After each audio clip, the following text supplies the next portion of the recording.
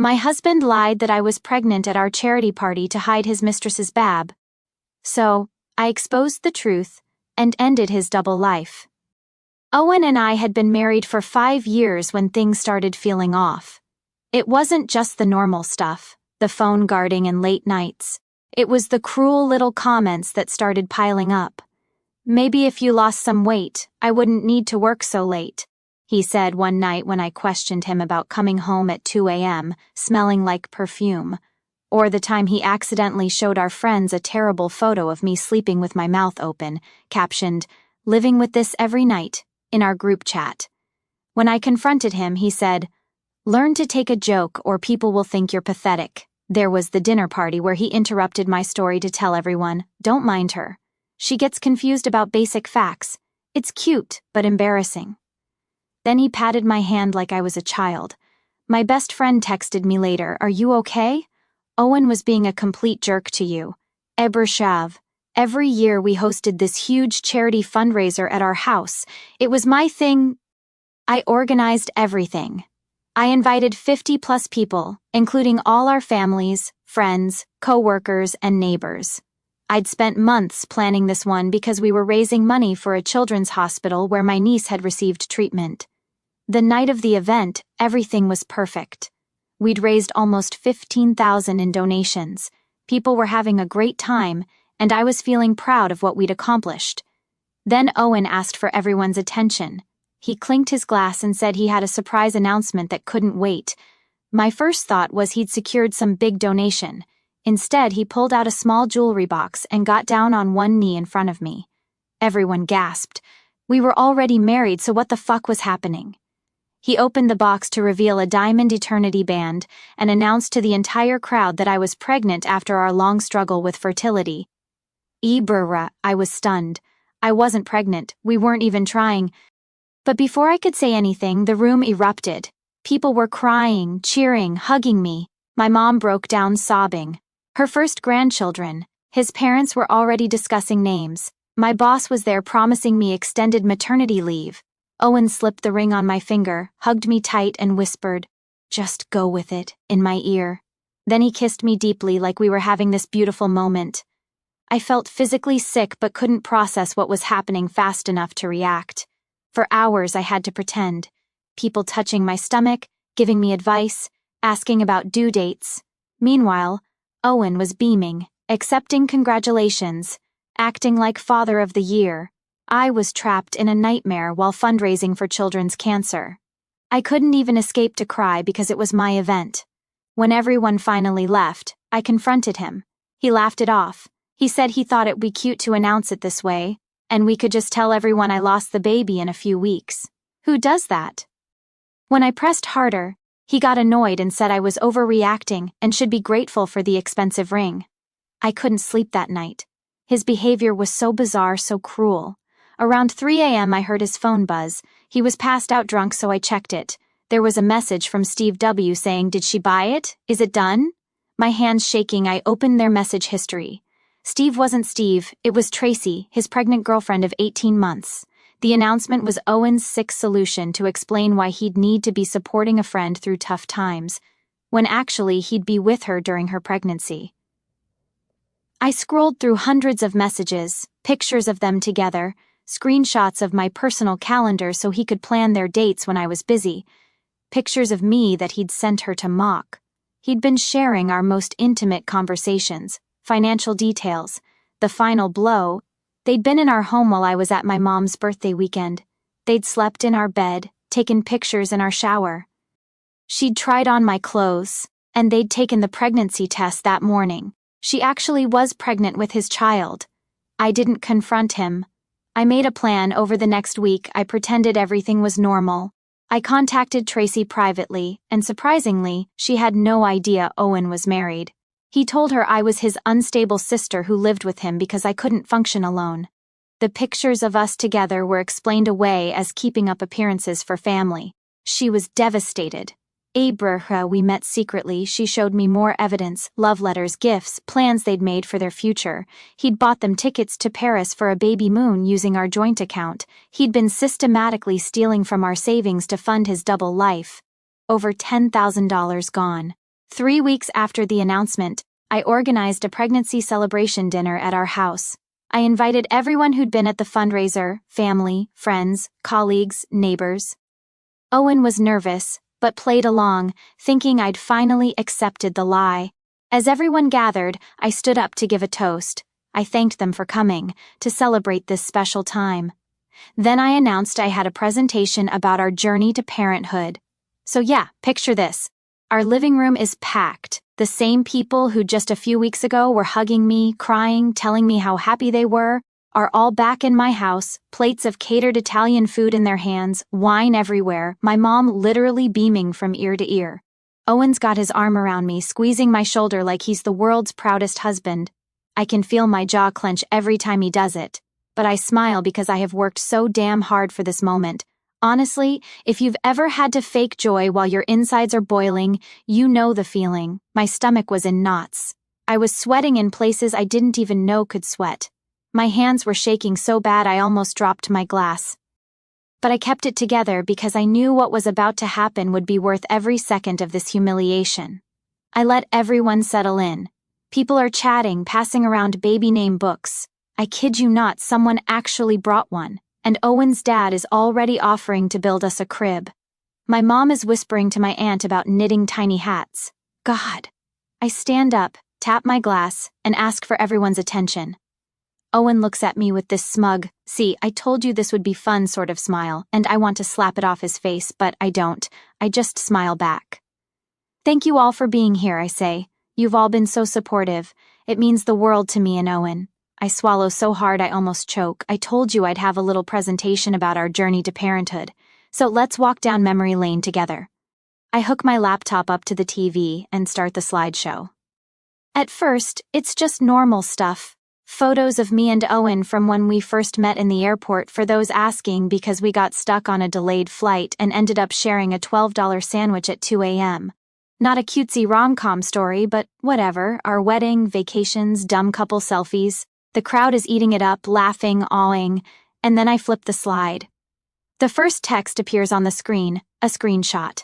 It's Owen texting Steve W., but the message is coming from Tracy's actual number. I made sure to highlight it on the slide. "Thank you iMessage for letting me show contact info." The message, "Did she buy it? Is it done?" The room goes silent, like dead silent. You could hear a pin drop. Owen's smile starts to slip just a little and he shoots me a look, half confusion, half panic. I click again. The next slide is a photo of Tracy, smiling, very clearly pregnant, standing in our bathroom holding up a positive test. The timestamp is right there, my shower curtain, my shampoo bottle, my robe on the hook. People start shifting. My cousin literally gasps. My dad's jaw drops. I click again. Screenshots of messages. Owen sending her pictures of me. Captioned, "Look at her. Can you believe she still thinks I love her?" The room starts murmuring. Owen is frozen.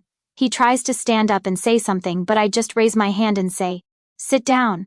I'm shaking, but I don't care. I am done letting him control the narrative.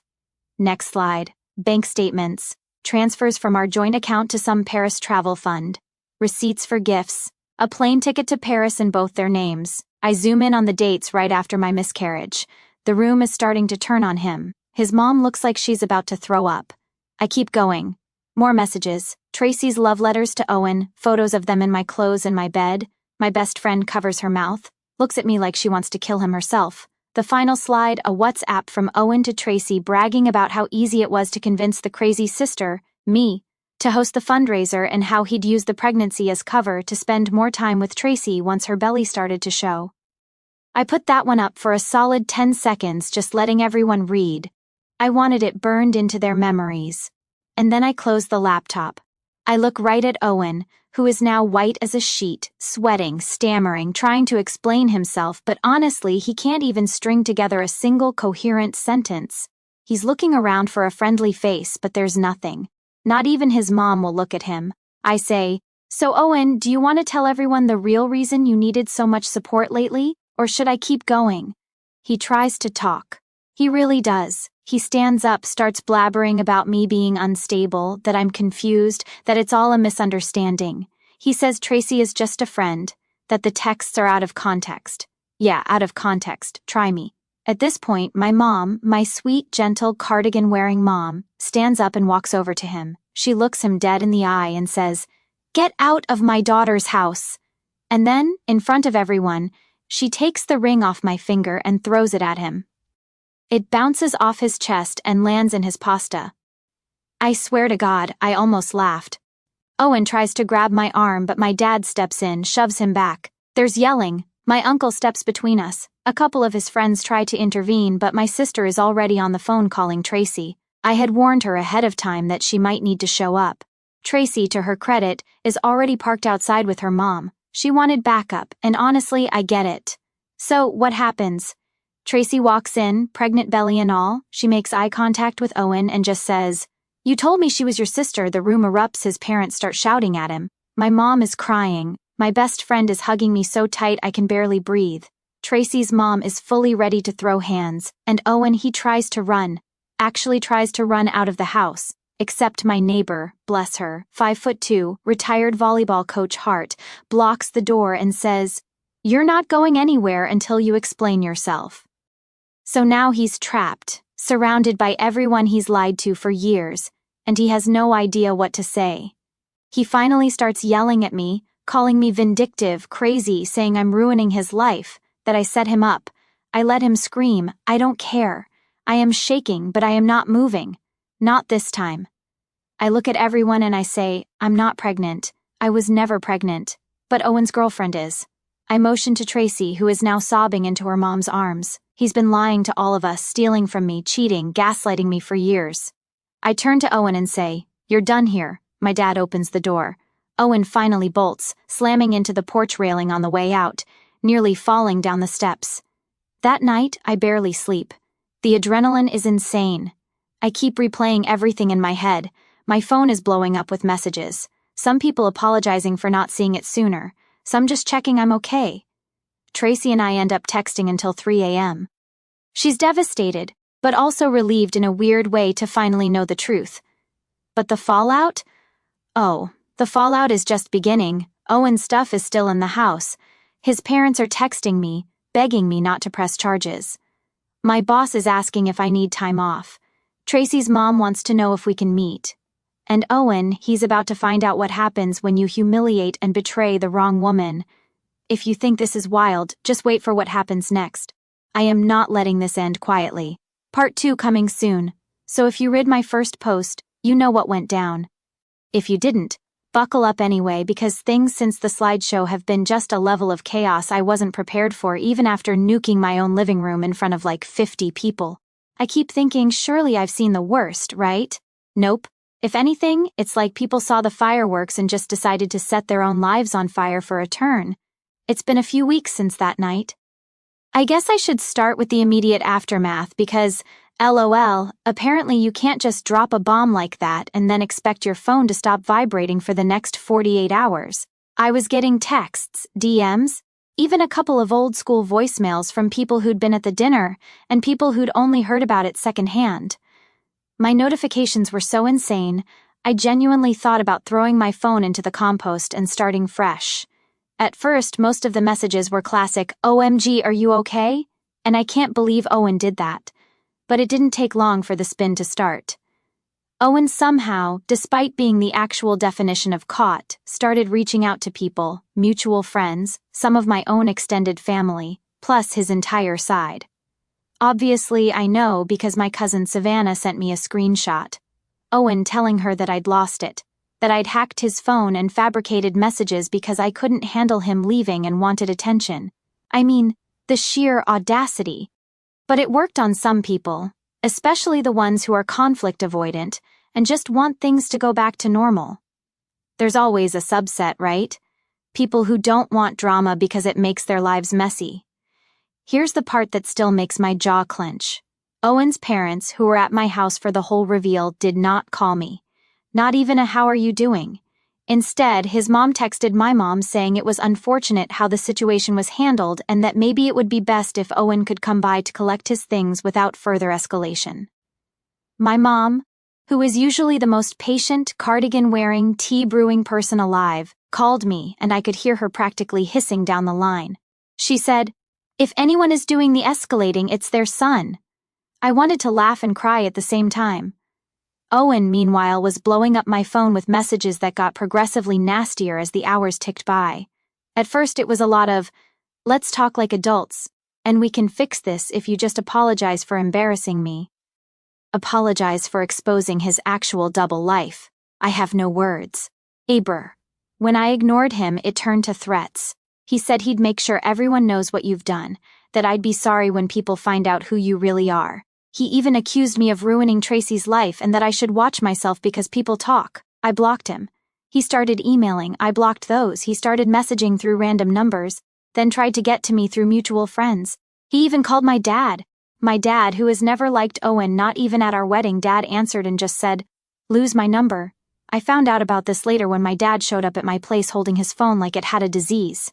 So, let's talk about the family fallout because honestly, I thought the friend group would be the biggest mess. Nope. Family drama is on a whole other level. My mom wanted to host a healing dinner and invite Owen's parents. Like, we could all just sit down and untangle the last 5 years over roast chicken and store-bought pie. My dad, on the other hand, wanted to file a police report for fraud. Not sure he understands what counts as fraud, but points for effort. Meanwhile, my brother Hank started a group chat called Owen is Dead to Us, and kept adding Owen back in every time he left just to annoy him. But the wildest part, Tracy. Tracy, who I honestly thought would just vanish into the ether to lick her wounds, called me.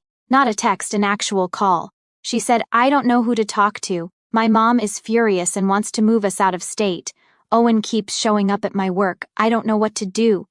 I told her flat out I wasn't her therapist, but also I'm not a monster. She needed someone who understood how manipulative Owen could be, and apparently that someone was me. So, we met up at a coffee shop. Yes, I know, classic. But it was neutral ground, and her mom was parked outside the whole time watching me like I might bite. Tracy looked exhausted, like she hadn't slept in a month. She pushed a stack of envelopes across the table, her hands shaking. "He's still sending me these," she said. Inside were cards with Owen's signature, plus a couple of receipts for stuff he'd apparently bought for the baby. With my money, I might add. Tracy said she was considering filing for a restraining order, but her mom wasn't sure if it would just make things worse. I had no advice for that. I barely knew how to get through my own day at that point. We sat there a while, just two women who'd been lied to, and for a weird moment it was almost normal. I don't know. There was this sense that neither of us was the villain here, even if the story looked wild from the outside. Back at home, things were anything but normal. I had to deal with practical stuff, changing the locks, figuring out which bills were in my name. Spoiler, not as many as I thought. Getting Owen's junk packed up. My mom insisted on helping, which meant she showed up with 3 empty suitcases and a box of lemon bars, lecturing me about setting boundaries while also putting my laundry away and reorganizing my pantry. I didn't have the heart to stop her. Dad came by twice, mostly to glare at the door and threaten to break Owen's legs if he showed up, which for my dad is a lot. Here's where things got even messier. Owen started playing dirty. He emailed our landlord, who I'd never even met in person. Owen always handled that stuff, and tried to get me taken off the lease.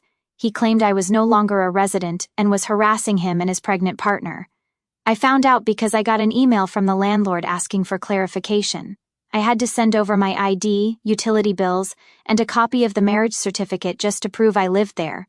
The landlord was awkward about it. He said he didn't want to get involved in personal disputes, but then started dropping hints that maybe one of us should consider moving out for everyone's peace of mind. The biggest shock was how many people just didn't want to pick a side at all. I mean, I get it. Nobody wants to be in the middle of a breakup. But after everything that happened, I thought there'd be some basic sense of right and wrong. Instead, it was all, let's just move on, it's none of our business. And my personal favorite, these things are never black and white. Like, sorry, but if your spouse fakes your pregnancy to cover for his real one with someone else, I'm pretty sure that's not a gray area, but whatever. People will do anything to avoid drama in their own lives. That being said, there were real consequences. Owen tried to come back to the house to get his stuff. I told him to text me a list and I'd leave it on the porch. Instead, he showed up while I was at home, pounding on the door, yelling that I was hiding his property. I called my dad, who showed up in like 10 minutes flat. There was this weird standoff on the porch. Owen shouting, Dad standing there with his arms crossed, me behind the door, texting Brenda to call the neighbor if things got ugly. Owen finally left, but not before threatening to call the cops for theft. I told him to go ahead and try. My parents ramped things up after that. Mom called Owen's mom, which went about as well as you'd expect. Owen's mom insisted marriage is hard and that boys will be boys. I almost threw up just hearing that secondhand. My mom told her if Owen showed up at my place again, she'd file a restraining order herself and then hung up. Dad, meanwhile, started researching marital asset division and left printouts all over my kitchen. Thanks, Dad. I did actually talk to Owen one more time in person because he wouldn't stop emailing about his stuff and his rights. We met in the driveway because there was no way I was letting him inside again. He tried to act all calm, saying he just wanted to resolve things peacefully, but then started ranting about how I'd ruined everything and turned everyone against him. I told him point blank that he did that all by himself. He got in my face, accusing me of manipulating Tracy and stealing his money. I told him if he kept harassing me or Tracy, I'd file for a restraining order for both of us. He made a big show of laughing, but his hands were shaking. I didn't back down. I said, "You're not coming back in. End of story." He left, but not before slamming his fist into the mailbox so hard the door fell off. I had to fix it with duct tape. Such a fitting metaphor. Tracy and I aren't friends. Not really, but there's this weird connection now. She texts sometimes, usually late at night, with updates about Owen trying to reach out or her mom wanting to move. I send short, blunt replies. Mostly because I don't know what else to say, but I did help her block his number and showed her how to lock down her socials. There's also the money problem. I found out Owen drained more from our joint account than I realized. Little withdrawals, gift cards, random cash apps. I had to go through months of statements, highlight everything, and send it to the bank just to get them to freeze the account. The bank was sympathetic but slow, and Owen kept trying to reset the password. At one point, I got a fraud alert because he tried to use the account from some weird location in another city. It took days to sort out. She at home, I can't even relax. Every sound outside makes me look up, half expecting Owen to be lurking around. My dad installed a camera by the front door, which just makes me more aware of how many people come and go in a day. The mail piling up, the dishes, the laundry. Everything feels like both too much and not enough. I keep thinking, when does it get normal again? Does it ever? I guess the most surprising thing is how much people want there to be a good guy and a bad guy. Like Owen is obviously trash for what he did, but I keep getting asked, did you see any signs? Or, do you think you drove him to cheat? As if relationships are some neat equation where someone's always at fault. Honestly, it's messier than that. Owen's always been a little mean, a little sharp with his jokes, but I thought it was just his way of dealing with stress. His mom's the same. Always making digs, pretending it's all in good fun. I used to think if I just let things go, he'd chill out. Turns out letting things go just made him push further. So yeah, that's where things are now. I'm not living some brave new life or whatever. I'm still in the house, still fielding calls from the landlord about cooperation between tenants, still trying to figure out how to get Owen's name off the utility bills. Tracy's still dealing with her own mess. Brenda is trying to get me to join her for a night out, but the idea of seeing people feels exhausting. But here's the thing. I'm not letting Owen back in. Not physically, not emotionally, not financially. Every day I get a little bit more stubborn about that. The last time he tried to get in touch, it was through a mutual friend, Ricardo, who called to hear my side. I told him if Owen tries to come back here, I'll have the locks changed again and the cops on speed dial. And then today, I got a letter hand-delivered, not mailed, from Owen's lawyer. He's threatening to sue me for defamation and emotional distress, and wants equitable division of assets. He wants the car, half the savings, and compensation for lost business opportunities because I slandered him publicly. I just stood there in my kitchen, letter in hand, trying to decide if I should laugh or scream. So, yeah, if anyone's still reading, congrats. You've made it to the end of round 2. I wish I could say I know what happens next, but honestly, I'm just getting started. So if you're still following this saga, props to you for sticking around.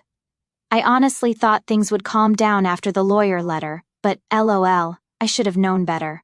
If anything, that was just Owen getting warmed up.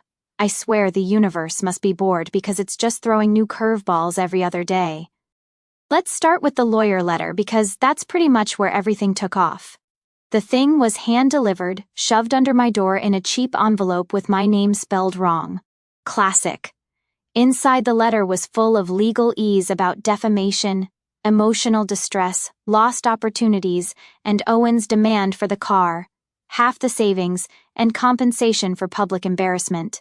I read it 3 times just to make sure I wasn't hallucinating.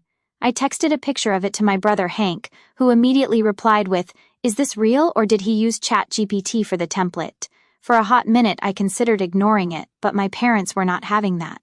My dad wanted to show this clown what a real lawsuit looks like, which coming from a guy who hasn't worn a suit since 2009, was kind of funny. My mom, meanwhile, started calling anyone she knew who'd ever been through a divorce, asking if I could just get everything annulled for emotional reasons. I had to Google if that's a thing. Spoiler, it's not. At least not here. Their hearts were in the right place, but NGL, it just made me feel more alone sometimes. Like I love them, but I needed less energy and more actual help. So, I did what normal people do. I Googled local attorneys, read a bunch of reviews, and ended up calling one. The phone call was awkward, mostly because I had to explain everything out loud. And the woman on the other end kept going, "Wait, he did what at the fundraiser?" She told me to take photos of everything, keep all communications, and not under any circumstances let Owen back in the house or agree to any private meetings. She also said the defamation claim was probably just bluster, but I should still be careful. So great. The next few days were me hoarding receipts and texting Brenda every time I felt like throwing my phone through a window. Owen, for his part, kept ramping things up. He started showing up at the house again. First, just knocking, then pounding, then standing outside for like half an hour calling people on speaker so I could hear him. I watched him from the living room window, phone in hand, ready to call the cops if he tried anything. At one point, he brought his dad, who just stood there, arms folded, staring at the house like he was expecting me to come out and hand over the keys. Instead, I called my own dad, who actually showed up in slippers and an old hoodie, looking so unimpressed it was almost art. There was a silent standoff on the front lawn. 4 grown adults just standing there, not saying anything, all pretending it wasn't freezing. Eventually, Owen's dad muttered something and they left. I double-locked the door behind them and texted the whole family, "If you see Owen or his dad, don't answer. I'll handle it." Meanwhile, the social fallout kept spreading. Some people started unfollowing me on Instagram, which LOL, whatever, but others slid into my DMs to hear my side. It's weird how people you barely know feel like they're entitled to the details of your life if there's a whiff of drama. I kept my replies short. Brenda, on the other hand, went nuclear. She posted a story calling out Owen's narcissist energy, tagged him, and started a comment war that lasted 2 days. I muted everything because honestly, I was too busy dealing with real-life mess. The weirdest interactions, though, were with people I saw out in public. Like, I went to Target for paper towels and a candle and ran into Savannah from Owen's side. She did this awkward half-smile and said, "So, how's everything?" Like, we were catching up after a vacation. There was a pause that lasted way too long and I just shrugged and said, "You know?" She nodded like that explained it, and then immediately turned to the next aisle. It's wild how people just want the bare minimum so they can say they checked in. Owen's mom finally reached out. Not to apologize, obviously, but to discuss the logistics. She wanted to know when Owen could pick up his belongings that I was refusing to release. I told her flat out that I wasn't refusing anything. I'd packed up everything he'd listed, put it in the garage, and changed the code. She got snippy, saying it was unreasonable not to trust Owen to come inside and get the rest. I said after what he did, he's not setting foot in this house again. She started lecturing me about forgiveness and how everyone makes mistakes. I told her this wasn't a mistake, it was a pattern, and that if Owen tried to come inside, I'd call the cops. The call ended with her saying she was so disappointed in how I'd handled things. I just laughed. If being disappointing to people like that is wrong, I don't want to be right. The house was weird without Owen. Not in a sad way, more like every time I walked into a room, I noticed all the little things he used to do to annoy me. Leaving his shoes in the hallway, using my favorite mug, turning the thermostat down to save money. Now it was just quiet, kind of peaceful actually. When my parents weren't hovering, the money stuff was still a nightmare. The bank froze our joint account, but Owen kept trying to access it from different devices. I got emails about suspicious activity, and then one afternoon, a call from the fraud department. They wanted to confirm if I was trying to transfer several thousand out. I wasn't. I had to go in person, bring my ID, sit in a tiny office with a guy who looked about 12, and explain the whole thing again. He was polite but clearly uncomfortable, especially when I showed him the lawyer letter. He said the account would stay frozen until we sorted out the divorce. I left with a headache and a stack of paperwork. Meanwhile, Tracy kept popping up. She texted me late one night saying she was scared Owen might show up at her place. She said he'd been calling non-stop, sometimes from blocked numbers, sometimes even threatening to take the baby if she didn't help him clear his name. I told her bluntly that she needed to talk to someone, family, police, anyone. She said her mom was already on alert, but she just wanted someone to hear her. I felt for her, I really did. But I also felt overwhelmed. I can't fix her life and mine at the same time. The next day, Brenda showed up with coffee and donuts like some kind of chaos fairy godmother. She sat with me at the kitchen table, scrolling through her phone, reading out messages from people taking sides. Apparently Ricardo, Owen's friend, who was always a little too invested in our marriage, was trying to convince people that I was dangerous and unstable. Brenda laughed so hard she almost snorted coffee.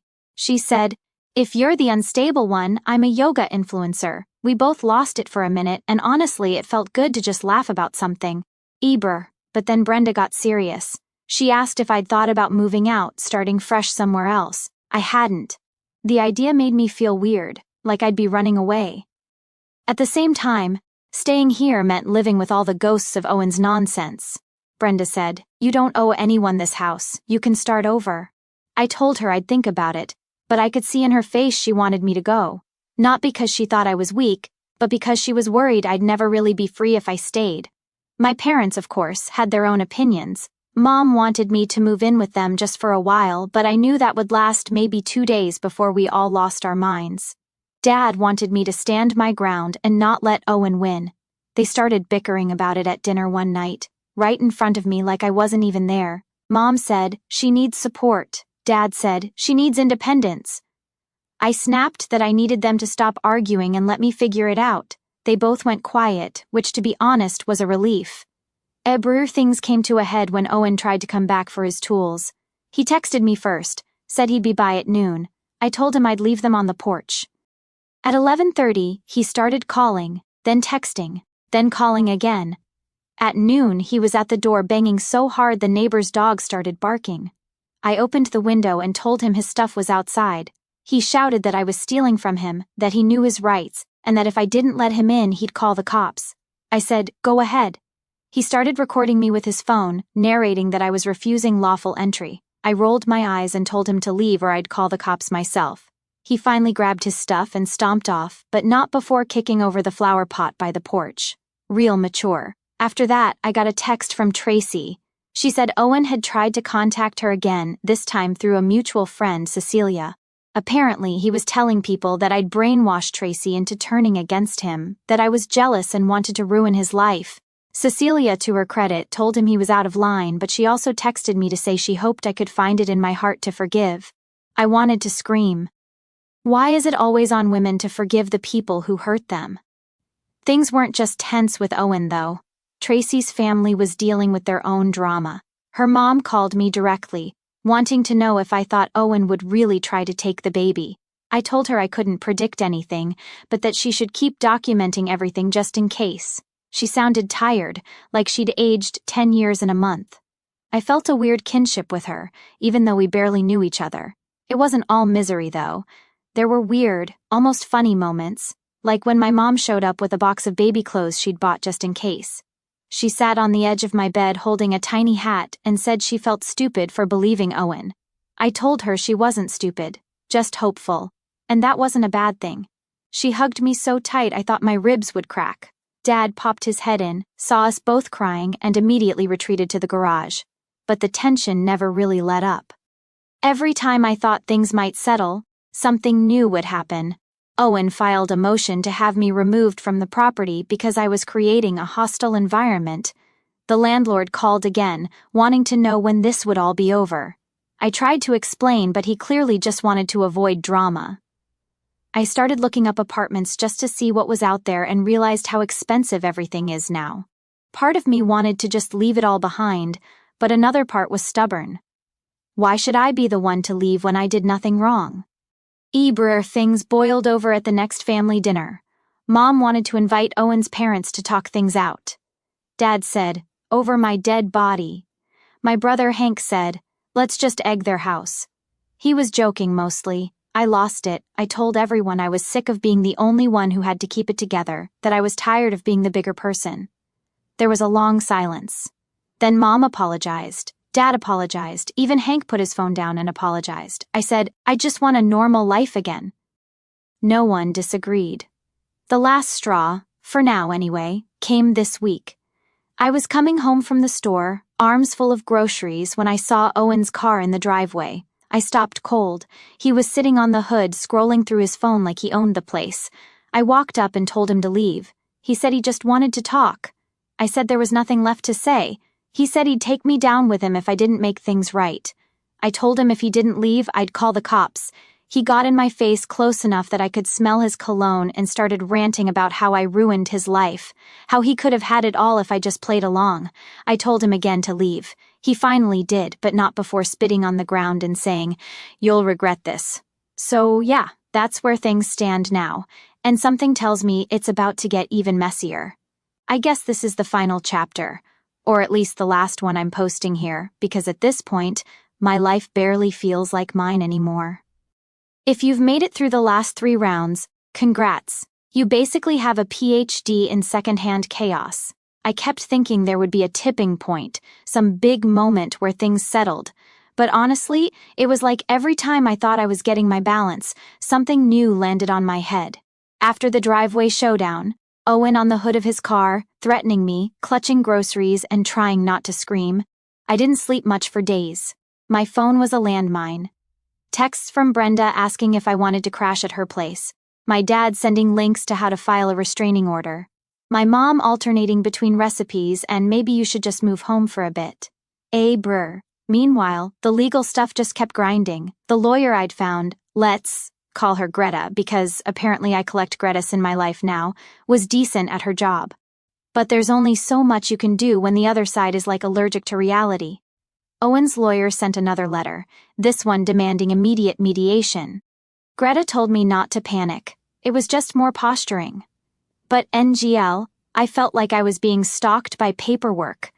Every day, some new envelope or email or notification. At one point, I started keeping a folder in my notes app just to track who was threatening what. There's a weird kind of tired that comes from fighting over the same stuff on repeat. It's like being stuck in a glitchy video game. Same level, different monsters. Owen would text about his tools, then about his PlayStation, then about how I owed him for emotional labor. I started leaving his stuff out on the porch in boxes labeled in Sharpie, tools, electronics, junk. He'd pick them up at weird hours. Never alone. Sometimes with his dad, sometimes with Ricardo, whose stare always lasted a beat too long. They never came in, but the tension was always there, like a thunderstorm that wouldn't break. Ebru, and then there was Tracy. I didn't expect her to stay in touch, but she did. A couple times a week, mostly late-night texts, sometimes a photo of her cat, sometimes just a meme, sometimes venting about how Owen was sending her guilt trip emails. Her mom called once too, asking if I'd heard anything about Owen planning something. I hadn't, and I told her that, but I could hear the worry in her voice. Tracy was due any day now. The last time we met, her idea, not mine, was at a little cafe uptown. She looked so tired. She said she was trying to get her head straight before the baby came and wanted to know if I thought Owen would really try to go for custody. I told her honestly I didn't know what Owen was capable of anymore, but to keep her family close and document everything. Meanwhile, my parents kept circling, each on their own orbit. Mom baked enough muffins for a small army and tried to convince me to take a weekend at a spa with her. Dad spent a suspicious amount of time in the garage fixing things that didn't need fixing and going on walks where he just happened to pass by Owen's place. Hank started making a spreadsheet of potential replacement sons-in-law, which was mostly just a list of 90s boy band members and that one guy from the gym who always wears Crocs. At least he made me laugh. But the house itself started to feel less like mine. I caught myself looking at the walls, the stupid lamp Owen always insisted was retro, the rug he bought at a yard sale. It felt like living in someone else's leftovers. The landlord kept calling, asking for updates, and hinting that maybe it'd be better if I moved out when the lease was up. I started half-heartedly scrolling Zillow, not really ready to make a decision but just wanting to see what else was out there. Everything was too expensive, too far, too home. The real escalation came not with a bang but with a series of tiny, stupid annoyances. First, the utilities. Owen had called and tried to get the internet shut off for non-payment, even though I'd already switched it to my name. The company called me, all confused, and I spent an hour on hold just to get it sorted. Then the car insurance. Owen reported the car stolen, even though the title was in both our names. That one actually brought a cop to the house, who after a very awkward 15 minutes and a tour of the glove box left looking bored and annoyed. The car stayed with me, but the paperwork seemed endless. Then it was the trash bill. I got a notice that the account was delinquent. Turns out Owen hadn't been paying it for months, and the company was threatening to stop pickup. I called, explained everything, paid the balance, and asked them to put it in my name. The lady on the phone sounded exhausted, like she dealt with this kind of drama daily. She said, "Just make sure he can't call to cancel anything else." If only it were that easy. But the worst was the day Owen's mom showed up at the house. No warning, just rang the bell at 9 a.m. on a Saturday holding a box of Owen's childhood mementos and a folder of papers she wanted me to sign.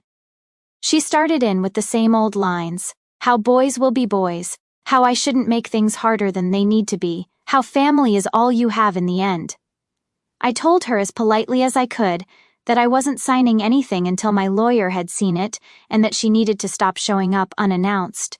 She tried to push past me, said she just wanted to get a few things from Owen's old room. I blocked the door. She tried to guilt-trip me, but I didn't move. Eventually, she gave up, left the box on the porch, and shuffled back to her car. That night, I got a text from Tracy. She was in the hospital, early labor, baby coming. She said she was scared, didn't want Owen to know yet, but wanted me to know just in case. I didn't go, obviously, but I texted her back, told her she'd be a good mom and that she wasn't alone. The next day, she sent a picture of a healthy baby girl. I showed my mom, who cried. Dad said at least some good came out of all this. Hank added the baby's name to his spreadsheet, which made everyone laugh, even through the weirdness. If there's any lesson in this, it's that people will surprise you, sometimes in the worst ways, sometimes in the best.